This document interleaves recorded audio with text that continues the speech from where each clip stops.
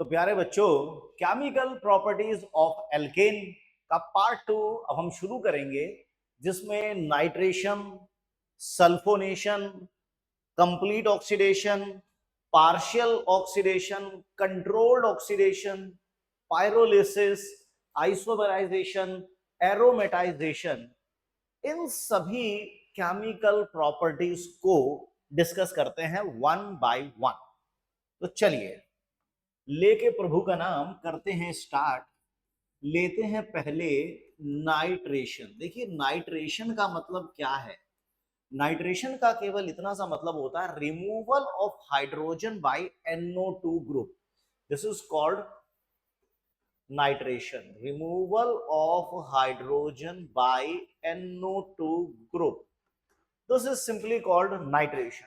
लेकिन आप जानते हैं कि एल्केन में, क्योंकि alkane are the saturated hydrocarbon, तो सैचुरेटेड का मतलब है उनमें कुछ भी ऐड नहीं हो सकता, और कुछ भी ऐड नहीं हो सकता तो इसीलिए उनमें सब्स्टिट्यूशन रिएक्शन होते हैं। और क्योंकि alkanes are totally non polar, तो वहां पर हमेशा फ्री रेडिकल सब्स्टिट्यूशन रिएक्शन होते हैं। तो alkanes always undergo free radical substitution reaction. तो यहां पर हम करते हैं फ्यूमिंग नाइट्रेशन, और वो भी थोड़ा हाई टेम्परेचर पर, क्योंकि बॉन्ड बड़े स्ट्रांग हैं, उन्हें हमें तोड़ना पड़ेगा। तो इसीलिए अगर आप देखेंगे तो टेम्परेचर कहीं ना कहीं हायर साइड में आपको मिलेगा, अराउंड 600 प्लस। तो देखिए, जैसे मान लीजिए ये हमने मीथेन लिया और यहां पर हमने नाइट्रेशन किया HNO3, fuming HNO3, fumes HNO3 के वेपर फेज में, यानी HNO3 जो है वो वेपर फेज में लिया गया है। वेपर फेज में हम नाइट्रेशन कर रहे हैं एट अराउंड 673 केल्विन अराउंड। तो देखिए, बहुत इजीली देखने को मिलता है कि नाइट्रोमीथेन की फॉर्मेशन होती है। अगर हम इसके थोड़े से मैकेनिज्म में जाएं तो आपको पता चलेगा। देखो, HNO3 को हम कुछ ऐसे लिखते हैं, होमोलिटिक क्लीवेज करते हैं। Mechanism is always product oriented, जो अपने को प्रोडक्ट बनाना है उसी के अकॉर्डिंग मैकेनिज्म। तो यहां पर करते हैं होमोलिटिक क्लीवेज, आधा तूले सोनू बेटा, आधा तूले मोनू बेटा, और यहां से हमने होमोलिटिक क्लीवेज की। We get hydroxyl radical and nitronium radical. चलिए, रेडिकल आ गया है। अब ये जो मीथेन है, मीथेन के अंदर क्योंकि देर आर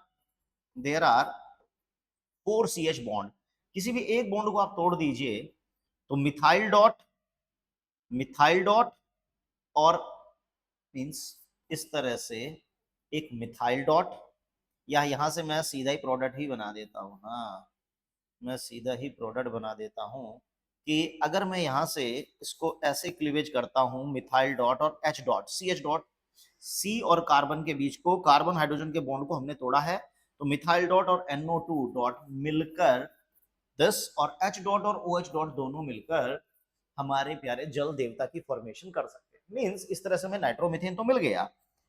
लेकिन अगर बाई चांस ये होता इथेन, और आप ले रहे हैं फ्यूमिंग HNO3, वेपर फेज में नाइट्रेशन कर रहे हैं at around this temperature, you will get nitro ethane plus this, nitro ethane plus. यहां पर CH डॉट भी टूटा है, हो सकता है यहां पर क्लीवेज, देखिए यहां पर एक रेडिकल ये भी बन सकता था अगर मैं कार्बन हाइड्रोजन के बॉन्ड की क्लीवेज करता हूं, और कार्बन कार्बन के बॉन्ड की क्लीवेज अगर हम करते तो मिथाइल डॉट भी पॉसिबल है। तो यहां पर नाइट्रोमीथेन भी पॉसिबल होगा, नाइट्रोमीथेन भी पॉसिबल होगा। अच्छा जी, अगर हम ये प्रोपेन ले लेते हैं, फ्यूमिंग H2SO4 HNO3 लेते हैं एट अराउंड 673 केल्विन, तो क्वेश्चन इज कि कितने नाइट्रो प्रोडक्ट यहां पर बन सकते हैं, कितने नाइट्रो प्रोडक्ट्स की हम यहां पर फॉर्मेशन कर सकते हैं। अब देखो, रेडिकल हमें बनाने हैं। मैंने अगर प्राइमरी कार्बन हाइड्रोजन के बीच के बॉन्ड को क्लीवेज किया तो हमें मिलेगा नाइट्रोमीथेन। अगर हमने सेकेंडरी का क्लीवेज किया, क्योंकि रेडिकल तो सभी तरह के बन सकते हैं, कार्बन कार्बन को किया तो नाइट्रो इथेन भी आ सकता है और नाइट्रो मीथेन भी आ सकता है, यानी कि बहुत सारे आइसोमेरिक प्रोडक्ट हमें मिलते जा रहे हैं। ये सब किसकी वजह से हो रहा है? क्योंकि कहीं ना कहीं जो मैकेनिज्म है वो फ्री रेडिकल मैकेनिज्म है, कहीं ना कहीं फ्री रेडिकल बनते हैं यहाँ पर। अब वो फ्री रेडिकल यहाँ पर कौन सा बनेगा? प्रोपाइल रेडिकल, यहाँ पर आइसोप्रोपाइल रेडिकल। ये तो तब हुआ जब कार्बन हाइड्रोजन के बॉन्ड की क्लीवेज हुई, लेकिन अगर कार्बन कार्बन बॉन्ड की क्लीवेज हो जाए तो इथाइल डॉट और मिथाइल डॉट की फॉर्मेशन भी हो सकती है। तो यहां पर एक फ्री रेडिकल सब्स्टिट्यूशन रिएक्शन देखने को मिलता है, और फ्री रेडिकल सब्स्टिट्यूशन रिएक्शन में जो ease of substitution of hydrogen होता है it is always tertiary secondary primary होता है।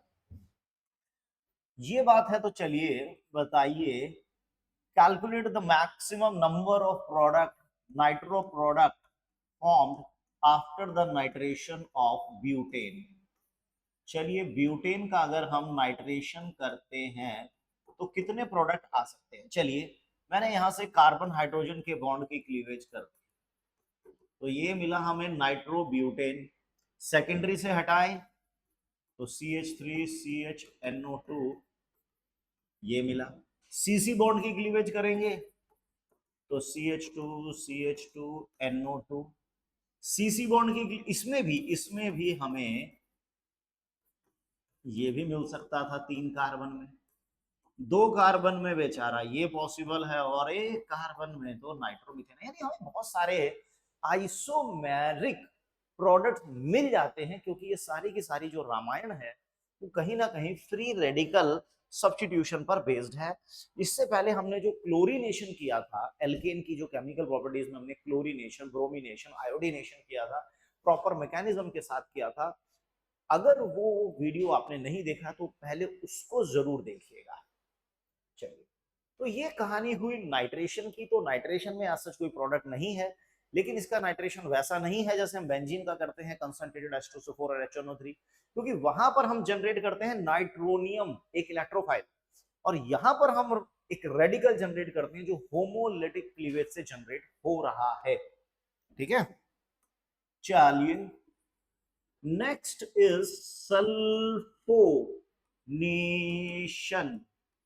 इसका मतलब है भाई कि removal of hydrogen bye sulphonic group. Removal of hydrogen bye sulphonic group called sulphonation, जिसमें हम कॉन्सेंट्रेटेड H2SO4 तो लेते ही हैं, साथ में सल्फर ट्राइऑक्साइड मिक्स करके इसे क्या बना देते हैं? H2S2O7, दैट इज ओलियम बना देते। देखो इसमें सल्फोनेशन जो है, सल्फोनेशन जो आप देखेंगे, क्योंकि जो ईज ऑफ सब्स्टिट्यूशन होता है it is always tertiary, secondary and primary, चाहे वो नाइट्रेशन हो चाहे वो सल्फोनेशन हो। जो ईज ऑफ सब्स्टिट्यूशन होता है वो 3 to 1 होता है, it is always 3 to 1। Free radical है because tertiary radical more stable, तो जो स्टेबल होता है वो पहले बनता है, तो जो टर्शियरी कार्बन हाइड्रोजन बॉन्ड होता है वो जल्दी टूटता है सेकेंडरी के कंपैरेटिवली, सेकेंडरी प्राइमरी के कंपैरेटिवली। लेकिन यहाँ पर एक पॉइंट आता है कि यहाँ पर जो भी आप सल्फोनेशन देखेंगे ना, वो कार्बन, जिसमें जो कार्बन चेन है वो 6 एंड अबव, कार्बन चेन, यहां पर carbon chain must be at least contain 6 carbon. इसका मतलब ये हुआ 1 2 3 4 5, 1 2 3 4 5 6 हेक्सेन है। चलिए, और यहां पर हमने लिया H2SO4 plus SO3। देखो होता क्या है यहाँ पर भी, अगर हम OH की बात करें, H2SO4 की बात करें, तो हम इसको ऐसे लिख सकते हैं। यहाँ पर फिर से वही होमोलिटिक क्लीवेज करें, एक इलेक्ट्रॉन इसके पास, एक इसके पास, तो ये फिर से वही हाइड्रोक्सिल रेडिकल। देखिए, तो यहां से जो रेडिकल जनरेट होता है वो प्राइमरी पे, सेकेंडरी पे भी, सेकंड वाले पे, थर्ड वाले पे अटैक हो सकता है।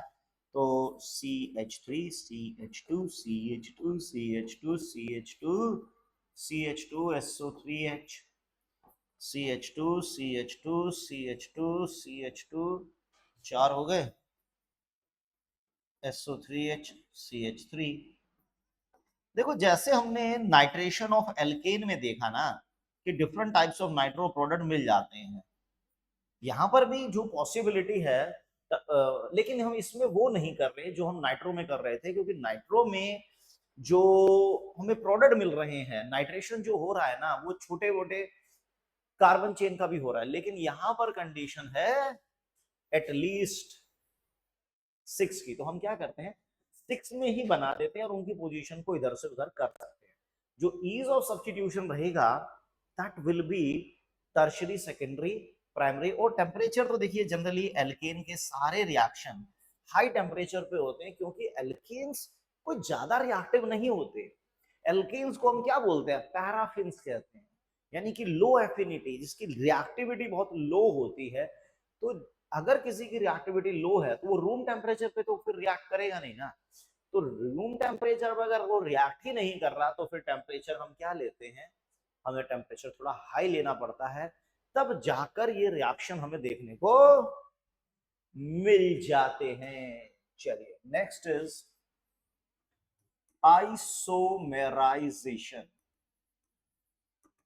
देखो आइसोमराइजेशन का मतलब क्या है, the process of converting one isomer into another, एक आइसोमर को दूसरे आइसोमर में कन्वर्ट करना आइसोमराइजेशन होता है। It is the process of converting one isomer into another, एक आइसोमर को दूसरे आइसोमर में कन्वर्ट करने का जो प्रोसेस होता है दैट इज कॉल्ड आइसोमेराइजेशन। जी जनाब क्या कह रहे हैं आप, हम ये कह रहे हैं कि ये अगर हमारे पास एन ब्यूटेन है, aluminium chloride HCl at around around around काफी हाई टेम्परेचर पर ही ये रिएक्शन है, 500 अराउंड 523 केल्विन टू 573 केल्विन के अराउंड ये रिएक्शन हमें, मैं लगभग लगभग मोटी रेंज में ये ले लेता हूं कि इस टेम्परेचर रेंज में जो ब्यूटेन है वो चला गया है आइसोब्यूटेन में, ब्यूटेन से हम आ गए हैं आइसोब्यूटेन में। तो जब हम एक आइसोमर को दूसरे आइसोमर में कन्वर्ट कर लेते हैं तो that process is called isomerisation, right. चलिए काफी इजी है, लेकिन आइसोमेराइजेशन के बाद आता है हमारा ऑक्सीडेशन या कंबशन। कंबशन देखो कंबशन कंप्लीट कंबशन करना है, ठीक है, कंबशन को ऑक्सीडेशन भी कहा जा सकता है, या कंबशन पार्शियल करना है, या फिर कंट्रोल्ड करना है कि जो हमें प्रोडक्ट चाहिए उसके अकॉर्डिंग हम बात करें। देखो कंप्लीट का मतलब पूरी तरह से जला देना है भाई, कुछ नहीं छोड़ना। एक्सेस ऑफ एयर में हम एल्केन का कंबशन कर देंगे पूरी तरह से, और वो पूरी तरह से जब ऑक्सीडाइज हो जाएगा तो डेफिनेटली वो किस में जाना है, उसने कार्बन डाइऑक्साइड में जाना है और पानी में जाना है। लेकिन अगर हम ऑक्सीजन की लिमिटेड सप्लाई में उसको हीट कर रहे हैं तो वो कार्बन मोनोऑक्साइड में जाता है और H2O में जाता है। यहां तो ये थोड़ा स्पेसिफिक रहेगा, आगे बात करते हैं इसकी। जैसे कि आप देखिए, मान लीजिए मीथेन लिया, कंबशन किया गया, कंप्लीट कंबशन कर रहे हैं पूरी तरह से भाई साहब, इसको जला देंगे तो जितना भी कार्बन होगा ना वो सारा कार्बन डाइऑक्साइड में, और जितना भी हाइड्रोजन है वो सारा H2O में निकल जाएगा। लाइक C4H10, मान लीजिए हमने ब्यूटेन लिया, ऑक्सीजन के थ्रू उसका कंबशन किया, तो जितना भी कार्बन कंटेंट है वो तो सारा CO2 में जाएगा, और जितना भी हाइड्रोजन वाला कंटेंट है वो सारा वाटर में चला जाएगा।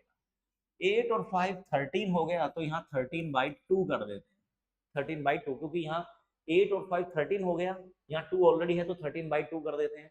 अगर अपने को एक जनरल इक्वेशन लिखनी है CnH2n+2, दिस इज अल्केन, और हम इसका कंबशन कर रहे हैं ऑक्सीजन के साथ, तो जितना भी कार्बन कंटेंट है वो सारा CO2 में जाएगा, जितना भी हाइड्रोजन का कंटेंट है वो सारा वाटर में जाएगा।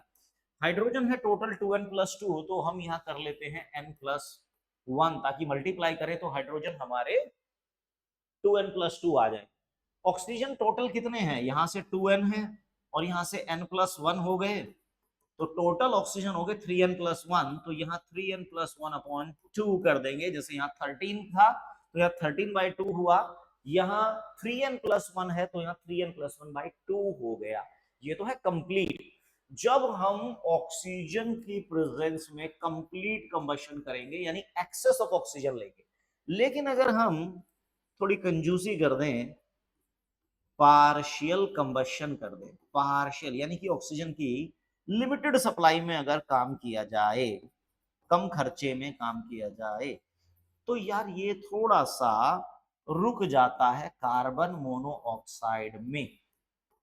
देखिए जरा, कार्बन तो चला गया कार्बन मोनोऑक्साइड में, हाइड्रोजन चला गया वाटर में, ऑक्सीजन को जरा बैलेंस कर लेते हैं, 2 और 1 3, तो ये हो गया 3/2। तो यहां पर आप कुछ भी लेते हैं, C4H10 कंबशन किया in limited supply of oxygen, तो जितना भी कार्बन कंटेंट है वो CO कार्बन मोनोऑक्साइड में चला गया, और जितना भी वाटर कंटेंट है, सॉरी हाइड्रोजन कंटेंट है, वो वाटर में चला गया है। ऑक्सीजन 4 + 5 9 है, तो इट शुड बी 9/2। तो इसी तरह जैसे मैंने जनरल इक्वेशन लिखी है वो हम लिख सकते हैं, कोई खास दिक्कत वाली बात इसमें नहीं है। बेसिकली करना क्या है, कार्बन को उठा के कार्बन मोनोऑक्साइड में ले जाइए और हाइड्रोजन को उठा के वाटर में ले जाइए। ठीक है, चलिए इसमें इसमें जो कंट्रोल्ड कंबशन है, कंट्रोल्ड ऑक्सीडेशन है, ये बड़ा इंपॉर्टेंट होता है भाई। ये बड़ा, देखो इसमें होता क्या है, जैसे एल्केन है, कोई XYZ एल्केन है, हम एल्केन का ऑक्सीडेशन अगर करते हैं तो होता क्या है, जनरली ऑक्सीडाइज्ड होके जो एल्केन होते हैं पहले पहले वो जाते हैं एल्कोहल में। एल्कोहल का फर्दर ऑक्सीडेशन हो तो वो जाते हैं एल्डिहाइड में, फर्दर ऑक्सीडेशन हो तो वो जाते हैं कार्बोक्सिलिक में, और इनका भी फर्दर हो जाए तो वो CO2 में चला जाता है। तभी हमने कंप्लीट कंबशन में कहां पर रोकी थी गाड़ी, कार्बन डाइऑक्साइड पे। अब ये डिपेंड करता है कि भाई कैटालिटिक कंबशन में हम आखिर बनाने क्या जा रहे हैं, हमें बनाना क्या है, ये बड़ा इंपॉर्टेंट होता है। अब जैसे मीथेन है, अब मैं मीथेन का अगर ऑक्सीडेशन कर रहा हूं in the presence of copper at around 573, देखो याद रखना एल्केन के सारे रिएक्शन हाई टेम्परेचर पे हैं। आप ये सोचें अगर वो रूम टेम्परेचर पे होंगे तो दूर से नमस्ते कर लीजिए। अराउंड 10 to 20 ATM प्रेशर भी है। तो यहां पर मिथेन का अगर हम ऑक्सीडेशन कर रहे हैं in the presence of copper this, तो पहला चांस होता है यहां पर एल्कोहल का, पहला चांस यहां पर आ गया एल्कोहल का। हाइड्रोजन हमारे हैं बिल्कुल बैलेंस, ऑक्सीजन थोड़ा सा गड़बड़ कर रही है, तो हाफ O2 करके हम अपना काम चला लेंगे, यहाँ से हाफ O2 करके हम अपना यहाँ से काम चला सकते हैं। अब जैसे कि अगर इसी कहानी को थोड़ा और आगे बढ़ाया जाए, मतलब मीथेन का हम कंबशन तो करें लेकिन टेम्परेचर थोड़ा और हाई ले लें, टेम्परेचर अगर थोड़ा और हाई ले लें, लाइक कैटालिस्ट बदल लेते हैं मोलिब्डेनम ऑक्साइड, और इसको मैं अगर 673 के आसपास ले जाता हूं, तो आप देखिए कि जब कंडीशन नॉर्मल है, नॉर्मल मतलब लोअर साइड में टेम्परेचर है तो अल्कोहल है, लेकिन अगर और फर्दर हायर जाएं तो कहीं ना कहीं एल्डिहाइड की तरफ हमें पहुंचा देता है। चल बेटा तुम एल्डिहाइड की तरफ चलो और वहां पे तुम्हें एक गिलास पानी भी मिलेगा। ठीक है, मींस कंडीशन थोड़ा सा और पावरफुल हुई है, कैटालिस्ट थोड़ा बदला गया है, तो आप देखिए प्रोडक्ट बदल गया। ये है कंट्रोल्ड, कि अपने को क्या प्रोडक्ट चाहिए उसी के अकॉर्डिंग हम कंबशन कर रहे हैं, ये है कंट्रोल्ड ऑक्सीडेशन। इसमें अगर हमें कार्बोक्सिलिक तक आना है तो उससे भी हम आ सकते हैं, कोई बड़ी बात नहीं है। देखो अगर हमें कार्बोक्सिलिक तक ही आना है तो हमारे पास या तो हम सिल्वर ऑक्साइड भी ले सकते हैं या मैग्नीज एसीटेट भी ले सकते हैं, टेम्परेचर हाई रहेगा। तो यहां पर जो पहले तो अल्कोहल आ, फिर एल्डिहाइड, ये एल्डिहाइड से भी आगे जाएगा carboxylic acid, carboxylic acid. Hydrogen balance नहीं दिख रही है, 3 और 1 4 2 हैं। यहाँ ऑक्सीजन हमारी 2 खर्च हो गई, यहाँ पर 2 खर्च हो गई। हाइड्रोजन हो गए 6 इंटू 2 12 4 8 H2O आ रहा है क्या? ऑक्सीजन 4 8 8 और 6 8 और 6 हो जाएगा। यहाँ पे हमारा 12 है, 8 और 4 12। हाइड्रोजन तो हमारे बैलेंस है, तो गड़बड़ कहाँ हो रही है? O2 में गड़बड़ है क्या? O2 O2 वहाँ तो 2O2 राइट। चलिए, तो अगर हमें इसे एक बार चेक कर लेता हूँ, 6 और 2 12 और 4 दूनी 8 4 12, यस ठीक है। तो फिर अगर हम मतलब ऑक्सीडाइजिंग एजेंट हम बदल रहे हैं, कंडीशंस को बदल रहे हैं, तो आप देख रहे हैं कि प्रोडक्ट भी हमारे कहीं ना कहीं बदल रहे हैं। ये डिपेंड करता है कि अब हमें एल्कोहल चाहिए, एल्डिहाइड चाहिए या कार्बोक्सिलिक चाहिए। और ब्रह्मास्त्र तो देखो छोटे मोटे युद्ध में चलता नहीं है।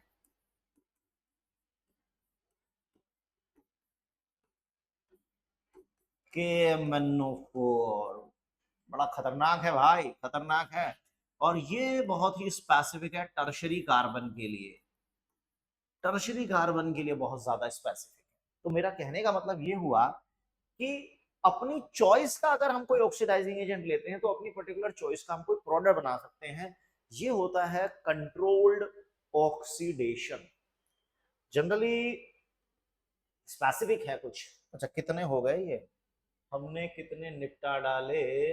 आइसो 4th हो गया। अब हम बात करेंगे 5, एरोमेटाइजेशन। एरोमेटाइजेशन, देखो एरोमेटाइजेशन का मतलब क्या होता है? The process of converting aliphatic chain into aromatic chain. अगर हम स्ट्रेट चेन को एरोमेटिक में कन्वर्ट कर दें, the process of converting the process of converting aliphatic chain into aromatic hydrocarbon, the process of converting aliphatic chain into aromatic hydrocarbon। इसे aromatisation भी कह सकते हैं, इसे हम साइक्लाइजेशन भी कह सकते हैं, इसे हम रीफॉर्मिंग भी कहते हैं, इसे हम प्लेटफॉर्मिंग भी कहते हैं।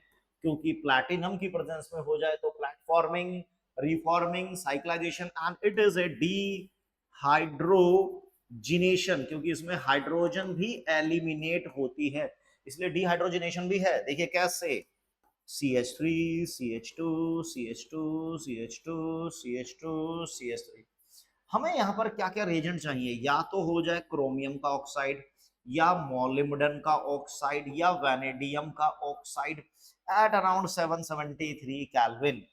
ठीक है, 773 केल्विन के आसपास हम इसको हीट करते हैं। तो यहां पर क्या बनता है, पहले देखो फर्स्ट और लास्ट, जैसे first carbon, second, third, fourth, fifth, six, दोनों में CH बॉन्ड की क्लीवेज की तो CH2 डॉट CH2 डॉट, और दोनों के डॉट डॉट को मिला दें तो कहीं ना कहीं साइक्लोहेक्सेन तो बनता हुआ दिख रहा है। अगर हम फर्स्ट और लास्ट कार्बन में होमोलिटिक क्लीवेज करते हैं तो CH2 डॉट CH2 डॉट और दोनों की सगाई करा दें तो बेंजीन साइक्लोहेक्सेन। अगर हम इसको फर्दर कैरी ऑन करते चले जाएं तो हाइड्रोजन कहीं ना कहीं स्टेप बाय स्टेप निकलता जाता है and we get aromatic compound benzene. अगर मैं इसमें 7 कार्बन की चेन लेके चलूं तो क्या होगा? अरे बाबा वही होगा जो मंजूर खुदा होगा। चलिए सेम। तो होता क्या, इसमें फर्स्ट और लास्ट को अगर हम मिलाते हैं तो पहले हमें मिलता है मिथाइल साइक्लोहेक्सेन इस टाइप से।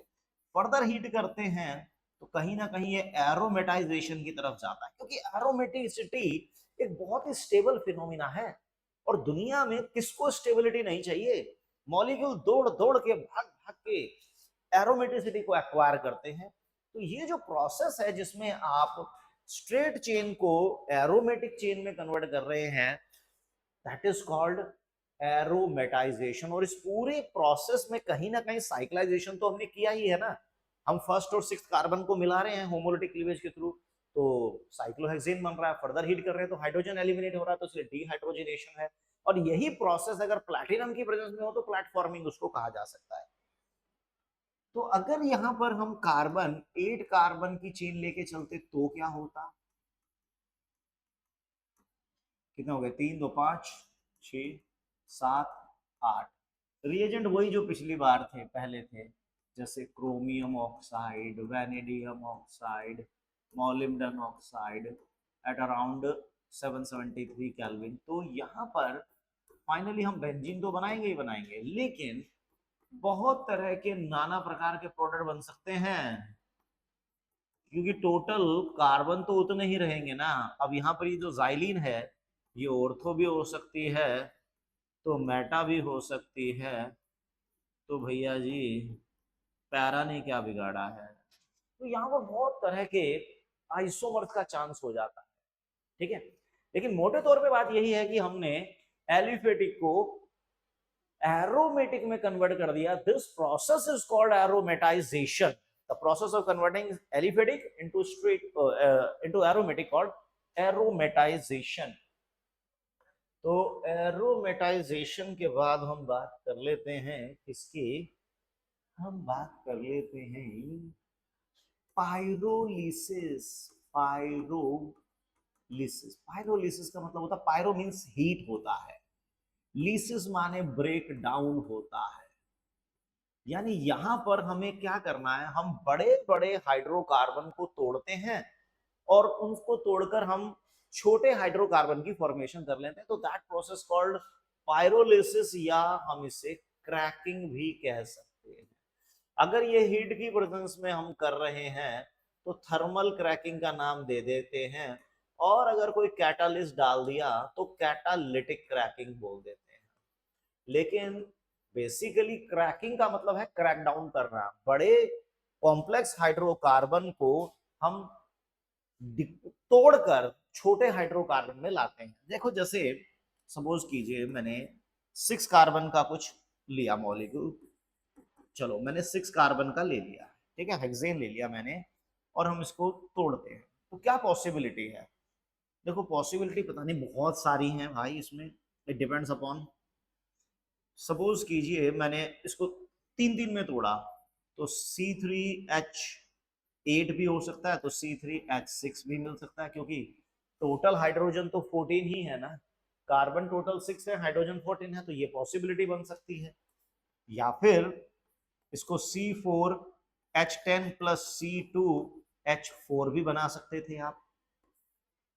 या फिर इसमें कुछ और पॉसिबिलिटी, कुछ और जलवा आप दिखा सको तो बताइए।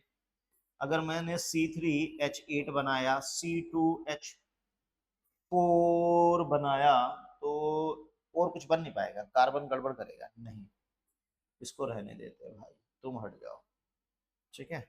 या फिर मैंने C6H14 लिया और इसमें से हाइड्रोजन निकाल दिया, लेकिन ये प्रॉपर क्रैकिंग में हम इंक्लूड नहीं करेंगे, क्योंकि हमें क्या करना है, हमें कॉम्प्लेक्स हाइड्रोकार्बन को तोड़कर सिंपलर हाइड्रोकार्बन में लाना है। The process of breakdown, the process of breakdown of complex hydrocarbon